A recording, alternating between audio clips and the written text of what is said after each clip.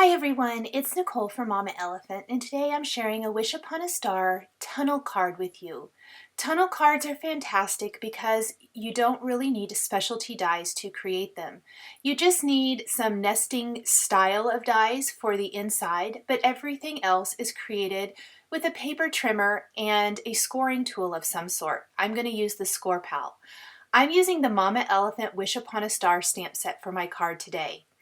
I've purposely left the assembly part of the tunnel card in real time so that you hopefully get a really good idea of how to do this. I'm taking an 8.5 by 11 piece of Hero Hues Periwinkle cardstock and trimming into two 5.5 by 8.5 panels.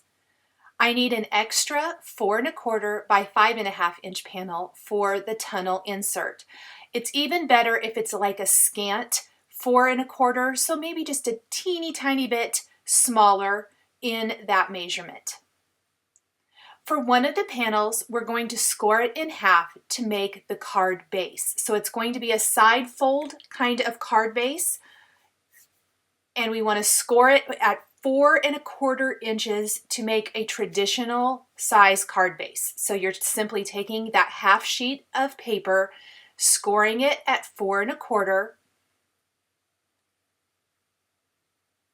and then we are going to take that, and off the back side of our card base, we are going to trim off a 1/2 inch. This is going to make the pop-up assembly the right length.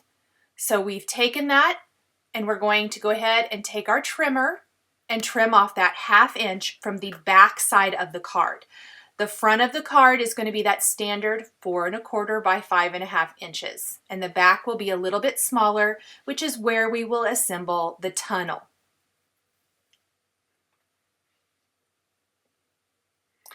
On the other 5.5 by 8.5 inch piece of cardstock, we are going to score this at a 1/2 inch, 4.25 inch, and 4.75 inch. This is going to be the actual tunnel or that little box pop-up on the inside. This is the assembly portion of that. The other small panel will be the layer that creates that tunnel design. Hopefully you can see those score lines a little bit there. On the extra panel, we're going to score 1/4 inch from each long side. So I'm going to score it once at the 1/4 inch mark, flip it around, and score it on the other side at the 1/4 inch mark. Then we're going to take these two panels we scored, and we are going to fold these on the score lines. And I like to use a bone folder to help make those creases nice and crisp. And I'm going to go over this and just really make sure that the folds are super nice and straight. We're going to do that for all 3 score lines on the large panel. And when I pop this up, you're going to see that box assembly that creates the tunnel. Hopefully you can kind of get an idea there. And then on the insert for the tunnel, we are going to, again, fold those 1/4 inch little score lines and use the bone folder to make sure that the crease is nice and crisp.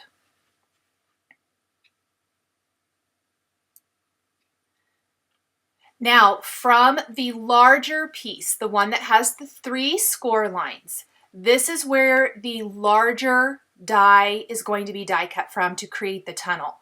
So if you're using a nesting set of dies, for example, on my card here, we're going to use the Mama Elephant Basic Circles, and there's 3 basic circles, and then there's one with a window, which I think would be really cute. I opted not to use that today, but I think that would be another fun option. You want to use the largest one you're using. So if you wanted to do more inserts in your tunnel, you could actually do more. You would cut another piece, that extra panel size, and adhere it inside. I'm only going to do the one. It's going to help keep my card not quite so thick. But from our large piece with that small scored edge over to the left, we're going to die cut our larger of the 2 dies we're using. So I'm going to just take that over off screen to my die cutting machine and die cut the larger circle. The great thing about the ones I'm using is they do have a stitching detail line. So when I remove that, I'm still going to have the great stitching in my tunnel. Then I'm going to carefully line up the insert, and holding that in place with one hand, I'm going to take my smaller of the two dies. I'm using circles. You can use rectangles. Any nesting type of shape die I think would be really cute here. I really kind of wanted to do clouds, but I didn't have any that were quite the right size for this, where I could still see the image that I want to put in the back.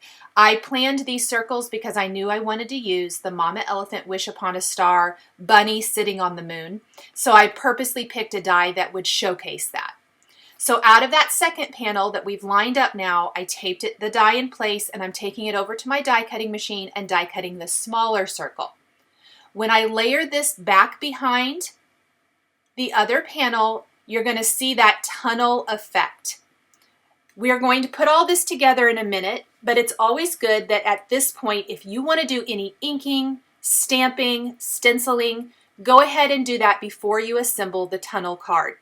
I'm going to use a little Post-it tape to mask off portions of this, and on the back side of the larger piece of the tunnel, I'm going to stencil some clouds using the Simon Says stamp, Clouds for Days stencil, chipped sapphire, blueprint sketch, and dusty Concord distress inks.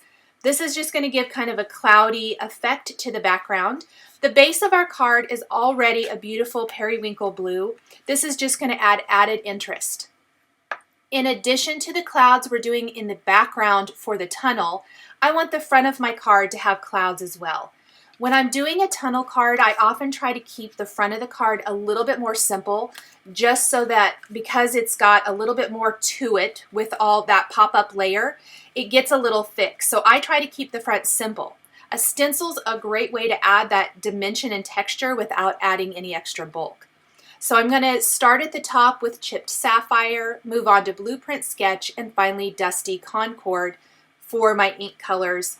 And you can see that the distress inks still look great even on a blue cardstock base. Next, I want to add even more dimension to my scene. So I will be stamping the background for the tunnel and the front of the card with the Simon Says stamp, Falling Stars background stamp. I'm going to stamp this with a clear embossing ink. I am using the Misty so that I can line this up perfectly. I've removed the foam insert from my Misty to place the Falling Stars background in there. I'm using a powder tool over my stenciled background. I'm going to stamp those falling stars with a clear embossing ink and then heat set with white embossing powder. This instantly gives that night sky vibe to my card that I was looking for. I didn't worry too much about the stars stamping on the back side of the tunnel because that part is never going to be seen. I'm sprinkling on that white embossing powder, and I want to make sure that I get all of my stars covered. Some of this really won't be seen, but I wanted it all to be very finished and beautiful inside the card, because when it does pop up, you are going to see, if you look from the top down, you're going to see all of the stenciling and the stamping there in the card. Next, I want to make sure my heat tool is really good and hot before I bring it to my cardstock to reduce warping. And then I'm going to quickly move that all over the surface, hitting the back of the cardstock as well as the actual stamped and embossed areas. And those white stars look amazing against these blues and purples. And there's kind of what it's going to look like once we add our cute little bunny and moon over that. I'm going to put some double-sided 1/4 inch tape along those two 1/4 inch or 1/8 inch tape, pardon me, over those 1/4 inch scored sides on the tunnel insert. We're going to remove the backing paper from one, line this up with the score line on the tunnel insert. I'm going to hold that in place, fold my tunnel over to pick up or adhere the tunnel portion to that. So you can kind of get an idea of how that's going to look once it's assembled. Let's go ahead and stamp the front of the card just like we did for the inside, and then we can assemble the entire card before we move on to coloring in our images to finish the design. We're going to stamp that same Simon Says stamp falling stars background over the front of the card. I'm using my powder tool again to help ensure that the embossing powder sticks only to the embossed areas and doesn't migrate anywhere else. I'm going to use pretty firm pressure, and I purposely made sure to keep my stars just a little bit from the bottom because I want to leave space for a sentiment from the Mama Elephant Wish Upon a Star stamp set. So after we stamp and emboss these stars, I want to stamp and emboss a sentiment from the stamp set along the bottom edge. We're going to use the Make a Wish Upon the Brightest Star as our sentiment for this card. If any embossing powder kind of sticks to the scored edge of the card or anything like that, or anywhere you don't want it, take a dry paintbrush and wipe away that excess ink.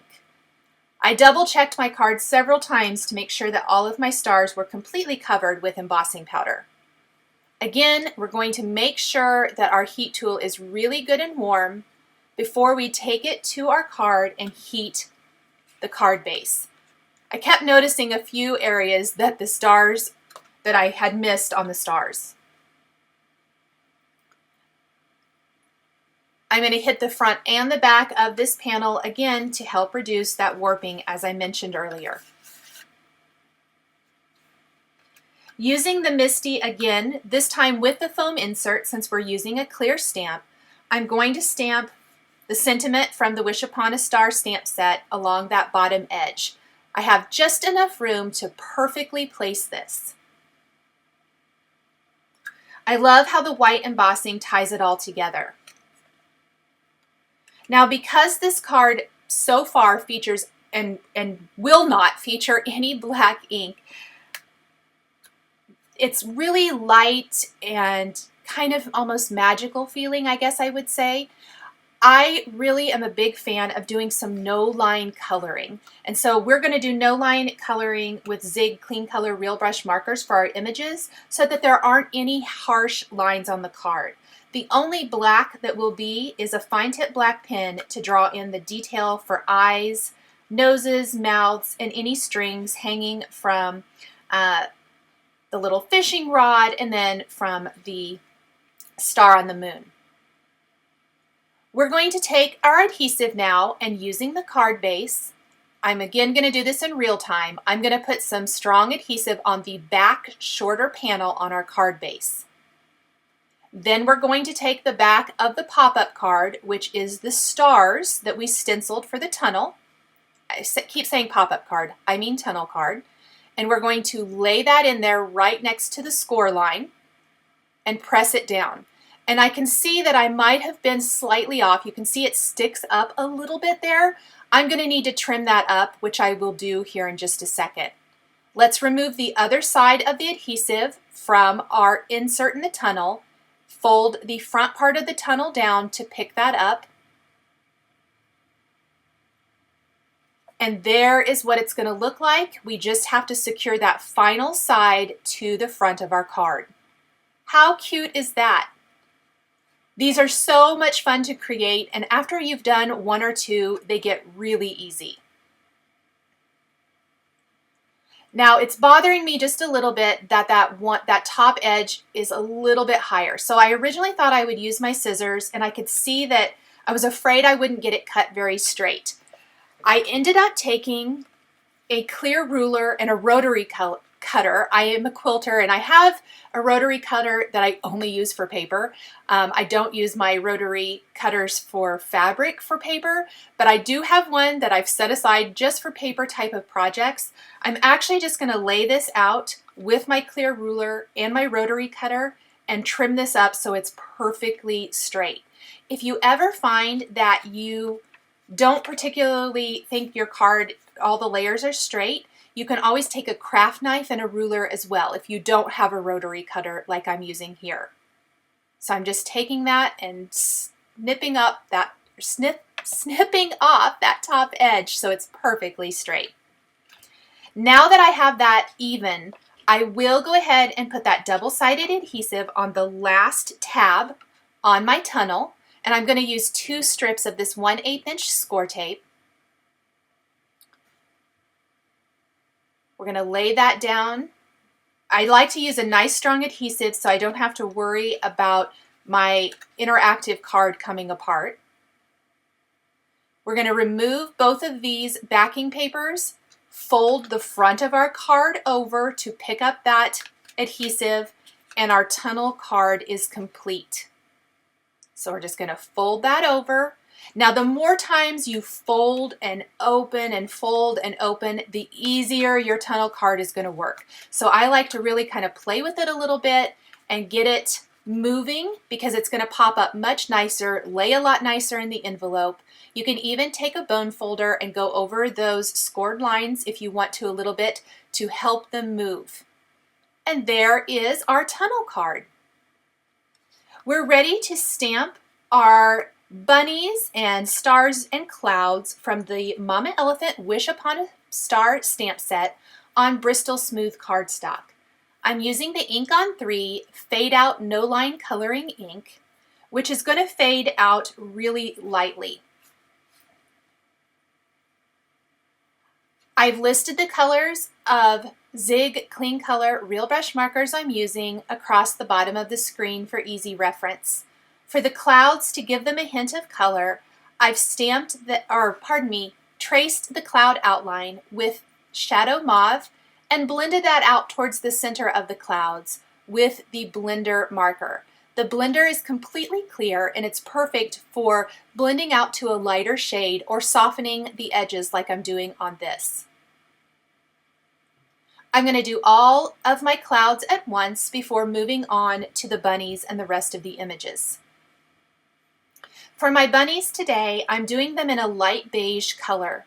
We're using the beige marker, light beige, and some pale pink for the insides of the ears. I trace around the bunny with my beige marker and then pull the color out with the light beige marker. I didn't have quite enough of the light beige color, so I'm going to add a little bit more of that before I use the light beige to pull that color out more. I like this color a lot better. I purposely don't use the beige marker on the inside part of the ears because those are going to be much lighter. I'll trace those with the light beige marker and add a little pale pink to give a little pink hint to that, plus add some pink to the cheeks on the bunny. I'm going to take a fine tip black pen and draw in the detail for the eyes so the face really pops. I'm going to color in the star with bright yellow, and then again trace the little string and bow with my fine tip black marker, and then the fishing pole is colored with the cornflower blue marker to add a little touch of color that ties into our background of our card. I'm going to trace the moon with my yellow marker and then blend that out with pale yellow and the blender marker. The moon is going to be really bold and bright yellow, and I will be adding some sparkly detail to that in the finished card or at the end of this video to really make it shine. Again, I traced over the string with a fine tip black marker and colored in the star with bright yellow and yellow. The bunny's going to be traced with the beige marker, just like I did for the first one, and blended out with light beige. The insides of the ears will be light beige and the pale pink. Don't forget to add the pale pink to the cheeks. I like that little pink touch, how it adds character to the face. We'll go ahead and add our beige and light beige to the bunny up sleeping on the cloud as well.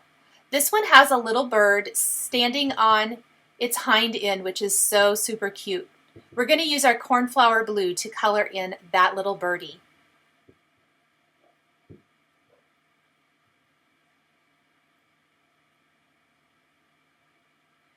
I'm adding that pale pink to the ears and the cheeks, and then tracing the bird with the cornflower blue and using my blender to pull that dark color out into the center to make the bird light and not so dark. I'm going to take my fine tip black pen and add the detail for the bird and the bunny's faces before taking the coordinating dies and die cutting the images. Here is the bunny on the moon, which is going to be the focal point of the inside of the tunnel card. I'm going to even pop him up with foam adhesive so he's not laying directly against the stenciled and stamped background. I'll take some foam adhesive squares, place these on the back, and then pop him in place. I did it kind of backwards, but if you wanted to, now would have been a great time before you adhere this image inside the tunnel card to add embellishment to the moon. So if you wanted to use glossy accents, or like I did, I used Nuvo Crystal Drops and White Blizzard, this would have been a good time to use those, let this sit and dry, maybe even overnight, and then come back the next day and put this in place. It would be a little easier than how I ended up doing it. I went ahead and put everything in place and then kind of had to maneuver around the layered images on the tunnel to place the Nuvo Crystal Drops on the moon. It's still doable, but it is a little clunkier to do it that way. So the tunnel cloud is super cute as is, but what is so fantastic about tunnel cards is that you can place images on each of the layers of the tunnel, which really gives it that depth and dimension and interactiveness that we're looking for. I put some adhesive only on the bottom part of the cloud for this little bunny, and it's going to be on the front of the tunnel. The individual cloud is going to be on the layer, and then we'll even have some stars that I came back in and added later on. How cute is that little tunnel scene? It definitely has that tunnel look to it. On the front of the card, I did die cut a couple of clouds using the Mama Elephant Puffy Clouds dies. I die cut these from VELLUM so you could still see the background behind it and place those on my card. And I've also attached my final bunny image of the bunny sitting on the cloud fishing with his little star there. I've also stamped and colored and die cut additional stars from the Wish Upon a Star stamp set that I am placing both on the front and inside of the card. One of the stars is going to be on that tunnel layer, and then others are going to be on the front of the tunnel.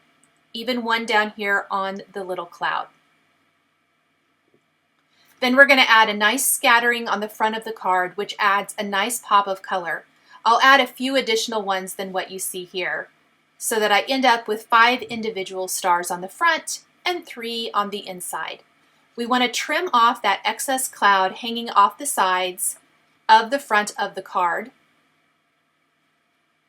And then we're going to finish the design, as I mentioned a minute ago, with Nuvo Crystal Drops in White Blizzard.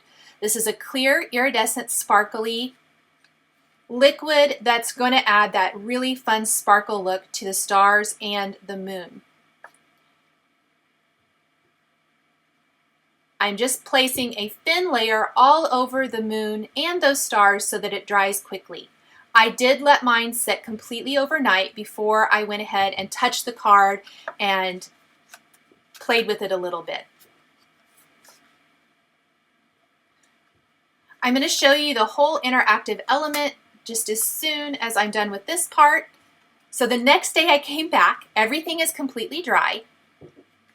And when you get the card, you'll simply open it up. It looks like a regular card, and then it has that fantastic tunnel effect.